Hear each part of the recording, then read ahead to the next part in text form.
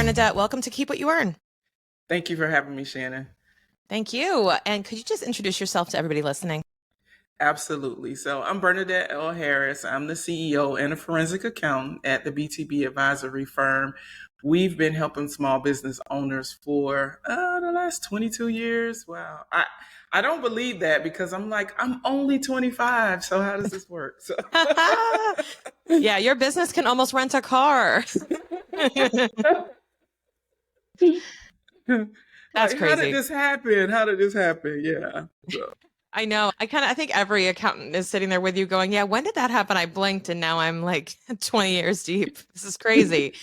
I have a real resume. This is awesome though. So what does your business do and who do you help? So there are two facets to what we do. One of the facets of our business is helping small business owners with their accounting. So we work with small business owners. So we do bookkeeping, we provide controller services, in some cases CFO services, really just making sure that business owners have an accounting system. They understand their numbers. They have better relationships with their numbers. I know you as a CPA, most people run from it like, oh, I hate numbers. And so we really have those conversations around making sure that if you understand your numbers, you can have a better relationship with them. And so that is one of the facets that we do for small business owners. And then based on the conversation that we're going to have today, we also do forensic accounting. So unfortunately, or fortunately, however you want to look at it, I also investigate fraud. And so people will hire me when they feel like something is awry. And so that could be in a situation where partners are splitting and they're trying to split a business. Unfortunately, sometimes I work on divorce cases when spouses are hiding money, or I may even work on a case where there has been a true crime, like somebody has been stealing from the business. And so my job is to come in and figure out, what did they do? How did they do it? How much did they take? And then I also put in a prevention piece where we have a conversation around what are some of the things that you can do to make sure that this doesn't happen again. And that's I the love most that. important piece. Yeah. Yeah, I absolutely love that because it's such an interesting world, forensic accounting. And for those who don't know, because we have a lot of business owners who listen who are like forensic accounting. Yeah. What People is this say, like do you deal with CSI? blood? Yeah. Blood money. I like that. I'm going to say that the next time. Blood money. Yeah, Yeah. Blood money. blood Yeah. money. But yeah, like here's what's funny, guys. Like my perspective too from like forensic accounting is whenever they told us about that in school, we were like CSI, this is so cool, Law and Order. And then it was like not like that at all. Not. FBI. It We is all want to not work for as the cool. FBI. It is not as Yeah. cool. Well, if you're an accounting nerd, then it might be kind of cool. But I always tell people that forensic accounting is CSI of the numbers, right? And so we get deep into the numbers. And because we're accountants and we know what the numbers look like and what they should look like, we're able to pick out things that just shouldn't be there. So, yeah.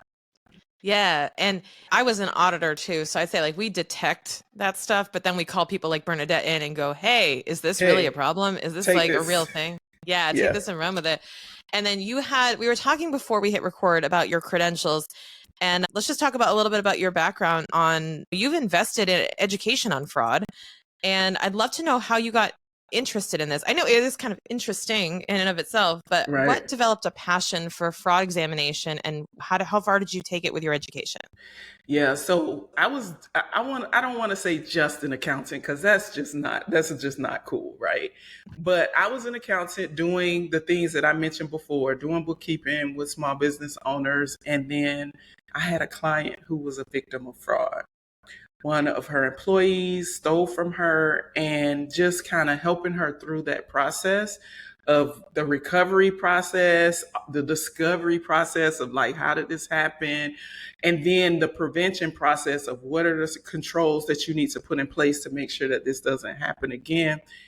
That piqued my interest. So we went to school, we took the forensic accounting courses, we took the courses where we talked about it. But when I went to school, it wasn't as popular. And so that piqued my interest.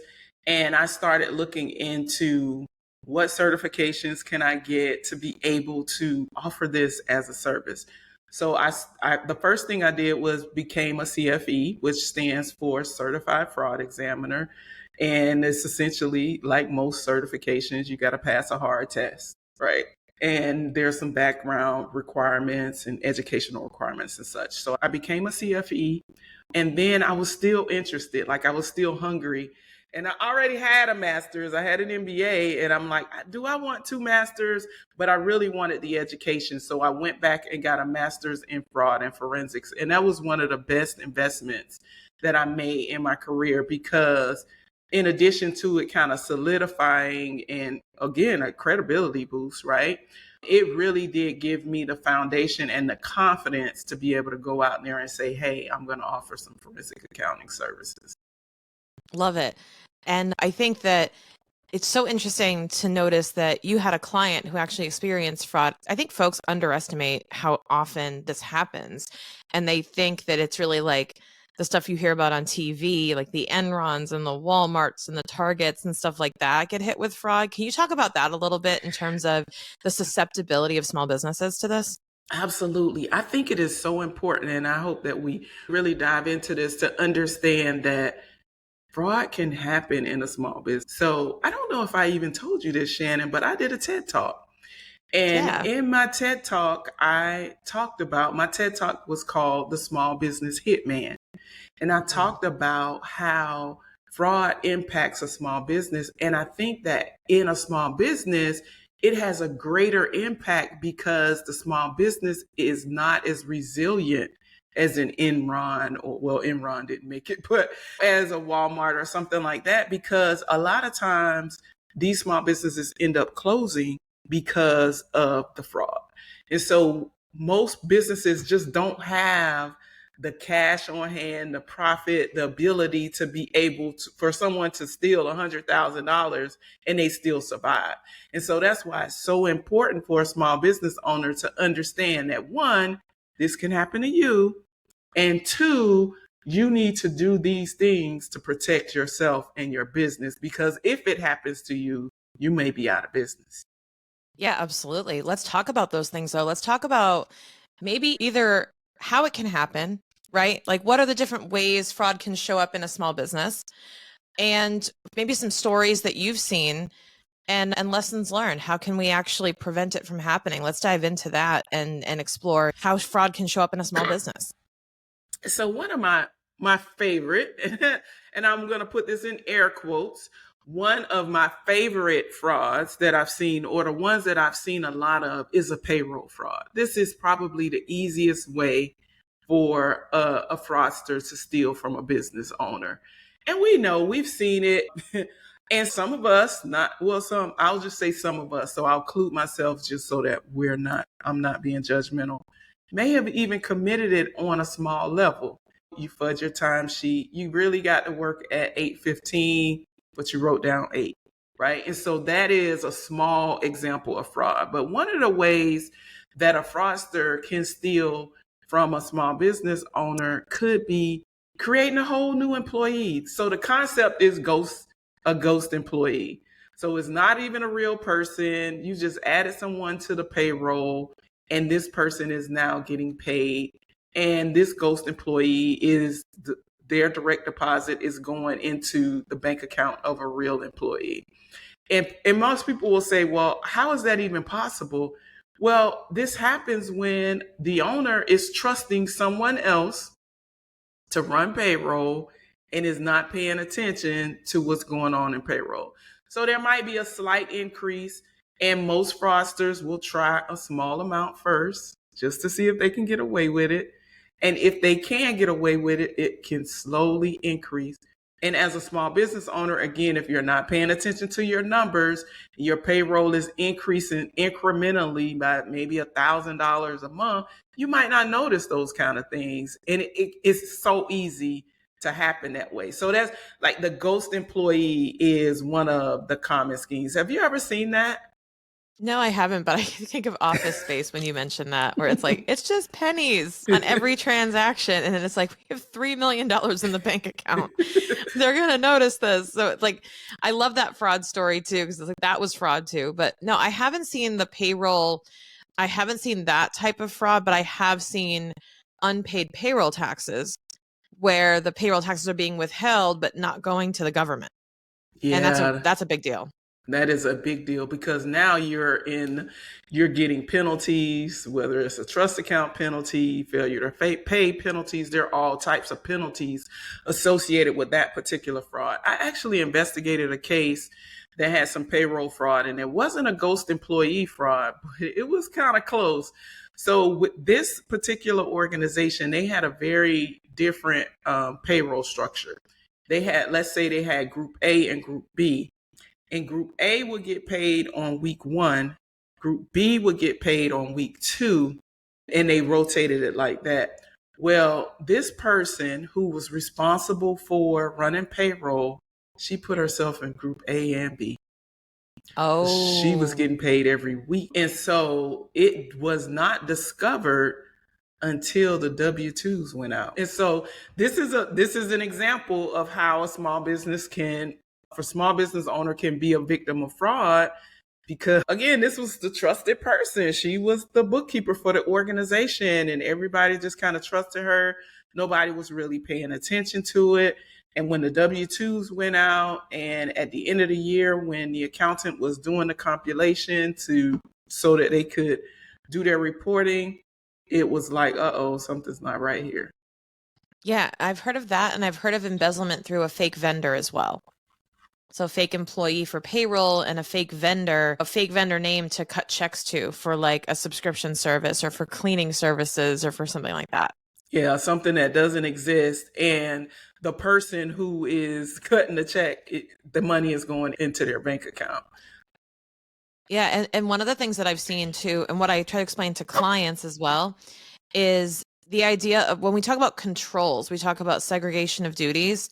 And one of the things I always see is that when someone commits fraud, they usually have access to the checkbook and the record keeping. Yeah, yep. They can hide their own trails. Let's talk about that. What can people do to make sure that nobody can steal from them, even if they have all the trust in the world in the people they hire? Yeah, because let's kind of talk about trust, because no one wants to go around just, not believing in anybody, not trusting people, thinking everybody is out to get you. And I don't think that's a good thing either. I don't want to be that person. But we've heard the term trust but verify. You can trust people, but you also want to pay attention. And I say this a lot. I say your employees watch what you watch. And so if they know that you're not paying attention to the payroll register, they can do stuff like this employee that I mentioned, right? Or if they know that you're not paying attention to when a new vendor is added, they know that they can kind of get away from those things. And so as an employer or business owner, it's important for you to pay attention to what's going on in the business, right? Like, any small increase, I am that person that I got a charge the other day for 23 cents. And I haven't followed up with it yet because I just don't have the time to follow up on 23 cents. But the thing that I want to say is I noticed it, the first thing.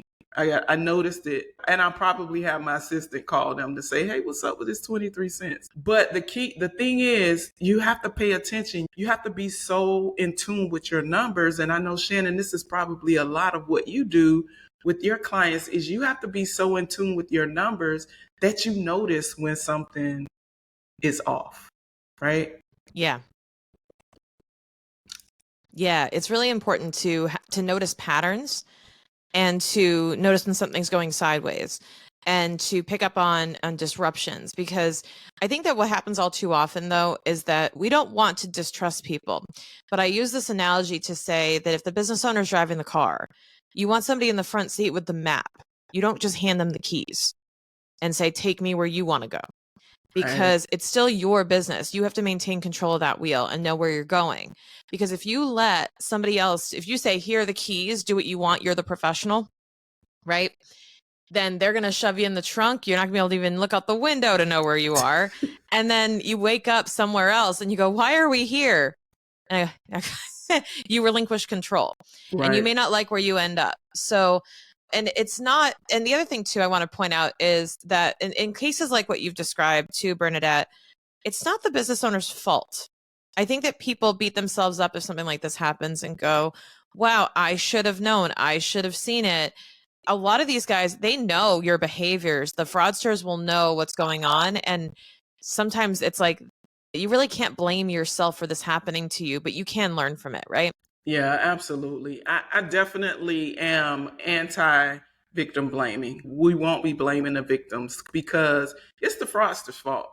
That bottom line, it is their fault because even if the opportunity was there and you created that opportunity as a business owner, that does not give them the right to exploit that opportunity. So absolutely, the business owner is not at fault for what happens. One of the things that I am doing, and you as well with this podcast, is we just want to empower and educate people to understand these are some of the things that can happen.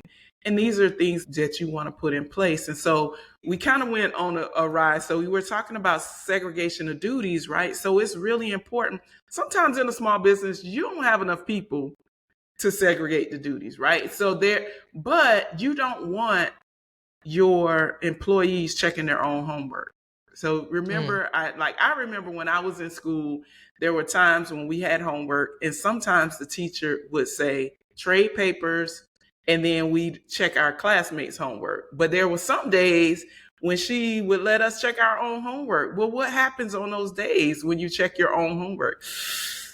I put B, but the answer is A, so I'm going to make this B look like an A so that I can get this answer right. So you don't want your employees checking their own homework. So even if you don't have the ability to have multiple people doing multiple steps in your business, you still want to make sure that you are the checker in some of those things, right? And so if they have the ability, if they're recording transactions in QuickBooks, maybe they're not the person that's reconciling those. No, not maybe. They are not the person that's reconciling those transactions. And so there just has to be some type of checks and balances when it comes to this. Yeah, and you're right. I think that with small businesses, you can't necessarily segregate every single duty.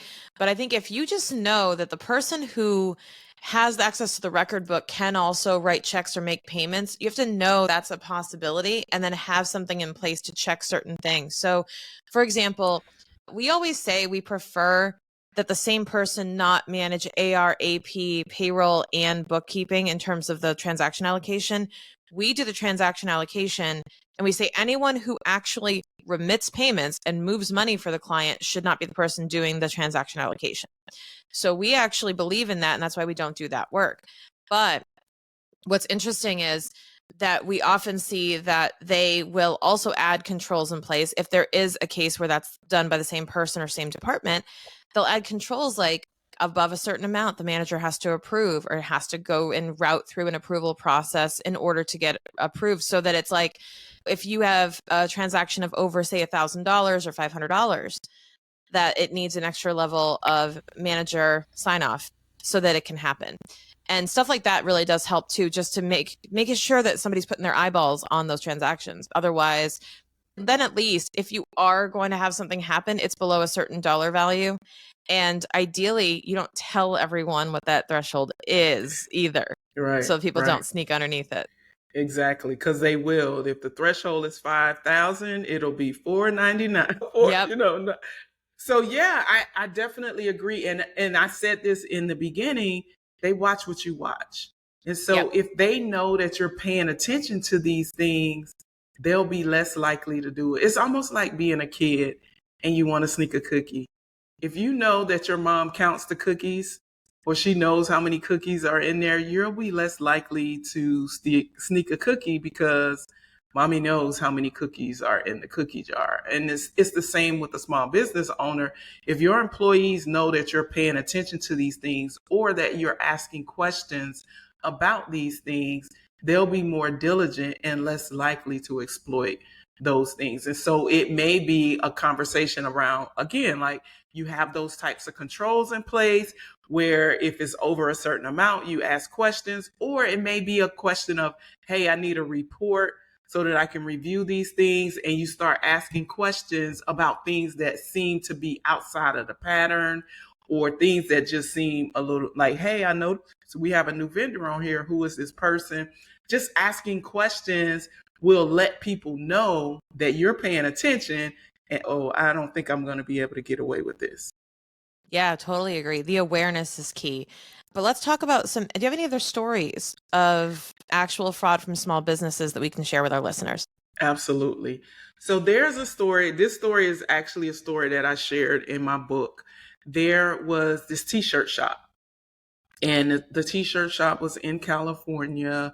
They were doing really good. It was kind of a small family run business. They had this bookkeeper, and the business owner trusted her a lot, really liked working with her.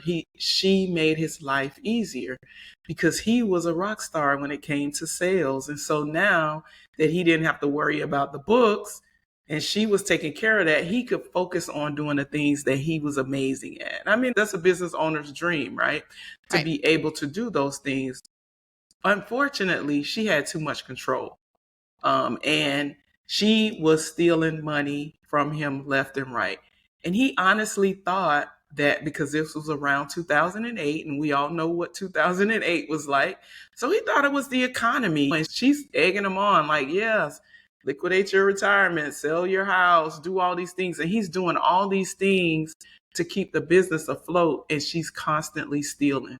So think about, it's kind of like being in a boat with a hole in it, and you're constantly shoveling water out of the boat, and you don't know that there's someone drilling a hole in the boat. And that's essentially what she did. She had a small little hole in the boat, and every time he would put money into the account to keep it going, she figured out a way to steal from him. And again, he wasn't paying attention to his financials, not looking at his bank statements. And unfortunately, he had to file bankruptcy and his business closed. And so when we think about what the impact of something like this is, it's greater than just the impact on the employer. Because, yeah, he liquidated all of his stuff and ruined his credit. But what about the impact on the community? So the other people lost their jobs. The people in the community lost their t-shirt vendor. And so there is a ripple effect to something like this. Totally. And I think that people underestimate how easy it is to commit to, because they think of these big scale fraud scams, they think of these huge operations, they think of this overly elaborate plan, but it's usually like this one person who maybe they're just motivated by some tough financial times themselves and justify it. And maybe even, I'd love to go into this a little bit, like maybe they don't even know they're doing something wrong, or they don't really understand what this is. Like they think they're, oh, I'm just borrowing a little bit, or whatever they tell themselves. I'm just interested in a little bit of like the psychology of it. I think the rationalization, I don't really buy the whole they don't know what's going on, or that they don't know that they're doing something wrong. But I do feel like there are some cases of strong rationalization. Right. And yeah, and the rationalization that comes behind it can range from, well, they don't pay me enough anyway. I'm the one that's keeping this business going. They should be paying me more. And so they feel justified in taking Right. this money because it's just compensating them for something that they already do, right? And so there's that form of rationalization. And then there's also the form of rationalization that says, hey, I'm just going through a tough time right now. I'm going to pay the money back. And it never happens. It never happens because there is a level of comfort that happens, and it's like, whoa, I got away with that. That one of the other stories that I mentioned in the book, this one was a big business story, but this guy ended up stealing $8 million. It was a bigger company that he stole the money from, but he tested it out one day. He tested it and he found a loophole, and it's like, whoa, it worked. I got away with it. And his lifestyle he started getting all this additional money. His lifestyle started to change. And now he needed to steal in order to keep up those things. So I think the rationalization piece is a really big piece because everybody has like a different motivation when it comes to those things. Yeah. And it's that I feel like every story I've heard about fraud, it starts with one thing and it snowballs and it Absolutely. becomes more and it doesn't stop. It's usually like, oh, just this one time. And it's like, I say it's almost like an addiction. I can't prescribe that, obviously, but it feels like that one thing where, I got away with it. Let me try it again. Oh, that worked. Let me try it bigger. Oh, that worked. And then next thing you know, like you said, it's become part of the lifestyle and it's almost the default operating system. Yeah. Yeah. It's almost like, has anyone ever been successful at eating one potato chip? I mean, really, Nope. like who's done that? Who's done that? Because Yeah. I'm not that person. If I get a bag of potato chips, I'm eating the whole bag, right? Yeah. So that's typically how fraud works. Like it is again that snowball effect. You try it one time, you get away with it, and there's some adrenaline and a lot of opportunity, and it just continues to grow and grow. Yeah, definitely.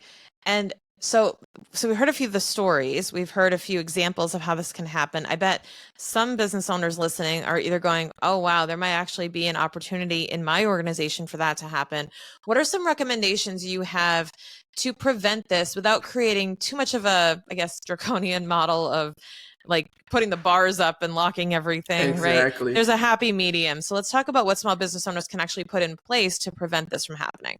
Yeah, so love talking about the solutions, and it's not always putting up cameras and things like that. Sometimes the solution is just to talk about it, right? So when we create an ethical company, when we let our employees know what our core values are, and these are the things that we stand for, these are the things that we don't stand for, these are the things that we tolerate versus the things that we don't. Some of it starts with that conversation. I mean, think about if you are a fraudster and you start working at an organization and they let you right away, hey, we don't tolerate this here. These are so it starts with a conversation. It starts with having an ethical organization. Then we talked about it a little bit in the episode where we're saying pay attention because in every single case that I've investigated, there have been signs, but nobody is paying attention. And so you're paying attention to those things. And so if you have an accountant, if you have a CFO, you want to start having conversations with them, or because it's not, as people say, well, why didn't the accountant figure? Well, it's not really their job to figure this out, but you should see patterns. You should see like things that are changing, right? So you're paying attention to certain things and you are not letting people check their own homework. Don't let them check their Yep. homework. If they're writing checks, maybe they don't make the deposits. It's just so many different things that you want to make sure that you have certain controls in place. And if somebody suspects that something could be happening, what's the best way to take action on it? Because I imagine confronting an issue like that is very challenging and very conflicting. So let's talk about what people can do if they have a suspicion something might be going on. Who do they call? What do they do? Right. So in the situation, something is wrong. You don't know what it is. You definitely don't want to approach the employee that you suspect. This is the time when you want to engage a forensic accountant. Maybe it's just a matter of them just taking a cursory look at whatever it is that's going on. It may just be a conversation where they're actually asking you some questions to see if there's more to it than that. There have been situations where I've had initial conversations with people and I know right away, like, there's nothing here. You're going to Right. waste your money hiring me. But then there are also conversations where I'm like, whoa, so you did what? And they did what? And so it's really about having those initial conversations to see if there is something there. 9 times out of 10, if you think it's something wrong, it is. Yeah. Yeah, intuition is powerful. Yeah. Very powerful. And what are some of the best resources you found, Bernadette, for people to educate themselves on fraud, on the possibilities of fraud, what can happen, and how to protect themselves? So we talked about our shows, like we like the shows like American Greed, right? And Mm-hmm. the Fraud Podcast. It really is a conversation. Those are things that they show you what's possible. The things that are actually out there, like things that can actually happen in your business. Nobody is trying to be if you bake cakes, you're not trying to be a forensic accountant. I get that, right? So maybe it's following people like me. There's a whole community of we call ourselves fraud fighters, right? And so there's a whole community of us. And so even if it's not me who you're following, there are lots of people who are sharing things to let you know. Social media has been an amazing resource for stories and things that you can do to prevent this kind of stuff from happening. And just so people can follow you, remind us your social handles, Bernadette. Yeah, so I'm on all social media platforms. My handle is Trust Bernadette, so you can find me on every one. I will put a caveat in there, like if you're on LinkedIn, it's a little bit harder to follow me because the spam on LinkedIn has been it's out of control. It's out of control. So it's out of control. You may have to follow me, and then once you've engaged with me, then we can kind of connect that way. But connecting with me on LinkedIn is a little challenging because I love it. She's got safeguards up for that too. It's protect ourselves from the scammers and the spammers. Yeah, because it's unbelievable the amount of stuff that goes. But yeah, social media, absolutely. I'm Trust Bernadette. And you mentioned your book a couple times. Let's share a little bit about that. Name of the book, where people can find it. Right. So the book is called Did You Hire a Fraud? And it's called, the subtitle is Solid Safeguards to Prevent Insider Theft. It's a really short book, easy read. I talk about the statistics. I share some stories. One of the stories we talked about here on the podcast. And I share solutions of things that you can do as a small business owner to protect yourself. So the book is on Kindle, on Amazon, and you can also, if you want a paperback copy, here's a book. If you want a paperback copy, you can go to didyouhirefraud.com. Oh, I love that. Love that you got that domain too. Guys, if you are listening to this, you learned something from Bernadette and you decide you want to pick up a copy of her book, here's the thing. If you leave a review on our podcast, on any platform you're on, and you mention this episode and say you listened to Bernadette's episode on fraud, we'll send you a copy of the book. So if you review the episode, if you review the episode, send us the review. And by the way, it takes us a while to see the review. So the fastest way to let us know you did that is to DM me on Instagram a screenshot of that review before you send it, and just submit it. And we will take a look, make sure it's all legit, and we will send you a copy. We'll reach out to you with more information. We would love to help support Bernadette in her book, get this information out to more people, and love to hear your feedback on the show. So it's a win-win-win. We'd love to have you do that. That is so cool. So Bernadette, thank you so much for being on the show today. We really appreciate you. Absolutely. Thank you for having me. I really appreciate it. I always enjoy being on podcasts, but it's always super cool to be on with another accountant because we kind of get each other, right? So yeah, we get to nerd out together with microphones. It's the best time ever. Oh man, amazing. Guys, I'll see you next time.